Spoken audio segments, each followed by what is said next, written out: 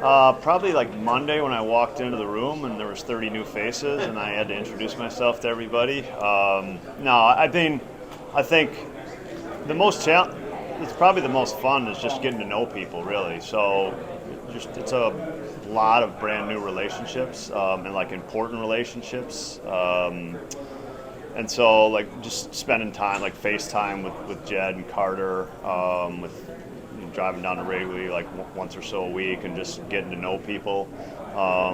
It doesn't happen overnight, and nothing is really critical to happen overnight. But getting those relationships going forward and connecting to those people is really important. As a baseball fan, have you ever seen or experienced anything like the Ohtani thing that's going on? Just as a fan, because I know it's not fair to ask you directly. Yeah, well, I mean, I think it's deserved because he's very unique. So it's really cool what's happening, and I think as a baseball fan, we all want to know where the great players are going to play. As you've gone through the process of meeting and talking to your players and the coaching staff and figuring out what that structure looks like, what have you learned from those groups? Any moments that stand out? Yeah, I mean, I think so. That's probably maybe the challenging part of this is just learning. Like, I think as a manager on the other side, you have a pretty good sense of like the core of the big league team. And so moving yourself past like the core of the big league team to get to understand like important prospects on the team, like that's probably been the part that you spend some time learning, and still like even in this period of the winter meetings, like really familiarizing yourself of like how the organization talks about those players, and that's an important part. Because when you get to spring training, we're not making decisions on Dansby Swanson, but you are going to make decisions on some of those important players that are kind of knocking on the door. And so getting a good feel for those players is almost more critical at this time of the year than the former. Is that just research at this point? Are you calling those guys? No, it's research. It's definitely research at this point, and just talking to people around the organization, yeah. Craig, what have you thought of the dynamic just sort of in the office with Carter, with Jed? Carter jokes you already complained about the interface a little bit. What's that process been like? Yeah, I mean, so I'm the outside eyes, and I'm going to come in, and I have opinions, and I'm going to share them. I think that's healthy. I think that's probably something that I can maybe just help with in little ways. I think, that's why I'm here to try to make, you try to help the Cubs win games, but you try to do that, by making things better in every possible way you can. But I've enjoyed that part of it. I mean, like last Friday, I spent the afternoon or the day down at Wrigley and had some very productive conversations with Jed and Carter, and have really enjoyed that part of it so far. When constructing lineup, just having that linchpin in the middle of the superstar, how important is it as far as one of your guys having one big guy? I mean, look, like we're solving for wins. That's it. And you win with players. There's 26 players that you get a chance to do that with. How you utilize them is different. What they're good at is different. And so that's, and if you can get one player that adds up to a lot of wins, that's helpful. There's no question about it.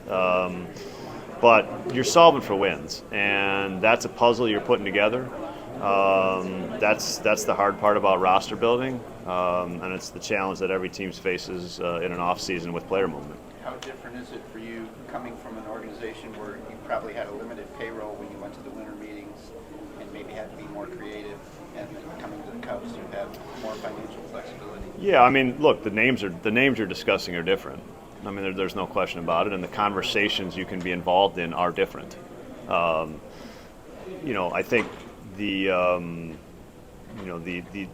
but I will say like the efficiency with that not efficiency, but the different ways that different markets have to look at it is helpful, I think, to provide like a new ideas, just hopefully idea generation about ways to get better still.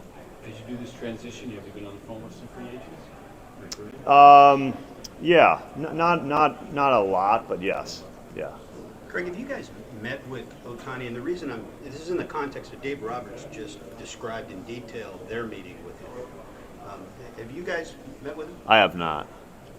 As No, front office? I have not. When you were introduced, you talked about how this team's close, right? And it's in a good, they're in a good situation. Maybe you talk about prospect capital or money. They're in a good situation. How important is it to capitalize on moments like this so 2 years from now you don't look back and say, we have that moment? Yeah, I mean, look, young players, there's development with young players. So it's not just like, it's not this and this, get a player close to the big leagues and then trade him. I don't think that's how you think about this. It's like we have young players, that creates great depth in the organization. Depth is a way to solve for wins. Really raises your floor as a team.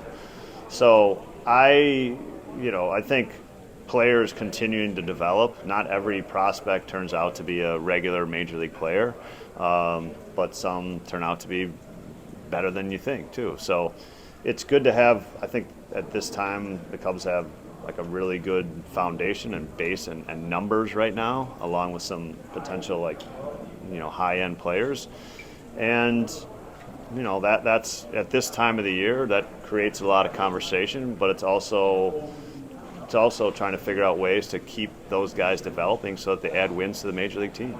In your bench coach search, what set Brian Flaherty apart? Yeah, I mean, I think I've always just I didn't know Ryan well going into this search, but I've always had great respect for him. He's done really good things quickly in his coaching career. He's earned an excellent reputation. And he's been very good with players, and I think that just relationship that he has, it's really hard as you start coaching to kind of separate yourself as a coach and still be great with players, and I think Ryan's just done an excellent job of that. Isn't it different dynamic from Milwaukee? Yeah. For 25 years, just how are you looking at? Yeah, I mean, look, that's what this part of this is about, change. So that was certainly something I thought about a little bit during that. But in just talking to Ryan, although I didn't know him well, personally, which I think I think it's good that I don't. I like that part of it, actually. And talking to him, I did feel like I knew him very well.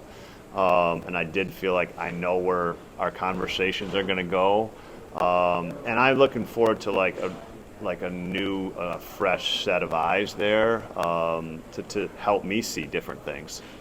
As you went through the process of evaluating the existing coaching staff, what led you to the decision, generally speaking, to keep the group largely intact, and how valuable, I guess, did you ultimately decide that was, and just can you take us through kind of that process for you?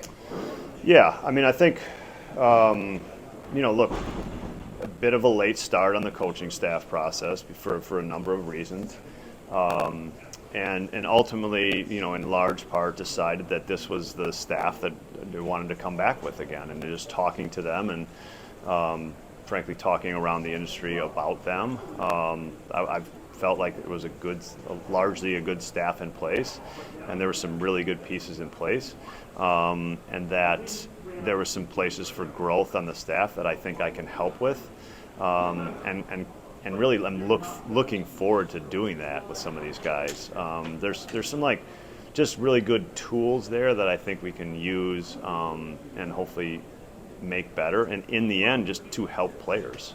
That's what our job is as coaches, and that's what our coaching staff's job is, to help the players, help the players be better at their jobs, and I think we have some really good tool sets on this coaching staff to do so. On the topic of Brian Flaherty, he and Carter Hawkins were college teammates at Vanderbilt. Do you think that helps at all to have that pre-existing relationship?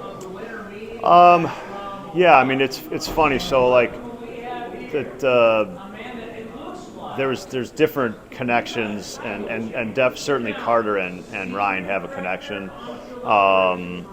I don't know if it helps me at all that they have that connection. Maybe it will.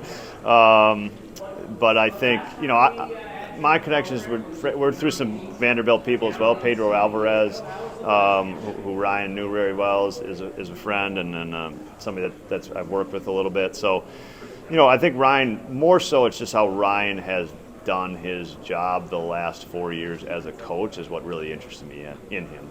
Since you have taken the job, you're having all the conversations and that, has anything kind of surprised you or stood out about how everything runs in the organization, whether that's front office, the coaches, or however? Yeah, I mean, I think, look, if you're in one place for a long time, it's almost like you're learning there's a part of it where you're learning a different language.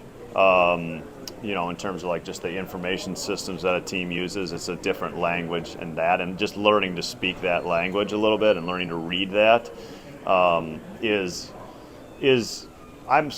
it's hard. I will tell you that because you want to speak the same language that everybody's speaking and how we do evaluations, how we consider player development, things like that. And so that's the part that getting up to speed. It does not happen overnight. It's gonna take a while for sure. Depending on inventory, are you a proponent of 6-man rotations? And of course, it depends who you have. But knowing for the first time this year that the starting pitchers dropped under an average of 5 innings for the first time, is that a reality that managers have to look at down the road? Yeah, it's really. I always think it's personnel based. I do think there's times in a season where if you have optionable starters and you can go to a 6th pitcher, it's going to help just for recovery. But it has to work, and it involves roster movement, and it affects the bullpen. So it's really personnel based to me. There are times in the season when do I think it's helpful for the starting pitchers? Absolutely, I think it's helpful. But I think it has to work, and you can't do it and let it affect the rest of the roster or affect the team to the point where you either lose games or you cost yourself games down the road. Craig, with Jim Leyland going in the Hall of Fame, what was your experience playing for him, and are there things that he did as a manager that maybe you can now reflect back on? Yeah, I mean, look, Jim was my first manager in the big leagues, essentially, so I have great fondness for him. I've talked to him during the month of October when I was going through this process, and I was very interested in how he thought about like when he eventually left a place that he had been for a long time. So I consider him a friend first of all, but I'm just thrilled for him, so happy for him. He deserves it. He is somebody that, especially as I was thinking about just managing as a job, 10 years ago or whatever, he was an inspiration for it for sure. And if I could, you're kind of like, can you live up to somebody like that? It's always something you have in your back of your mind. Craig, Christopher Morel, he's had some brilliant moments, but he's had some uneven types of seasons and stretches. He's been playing in the Dominican Republic this winter. Is there a message to him, what you guys are looking for him this winter and coming into spring training? Yeah, I mean, I think just from looking at Christopher and just, across the field, and, he's put himself in a position where he needs to be in the lineup, he needs to be on the field.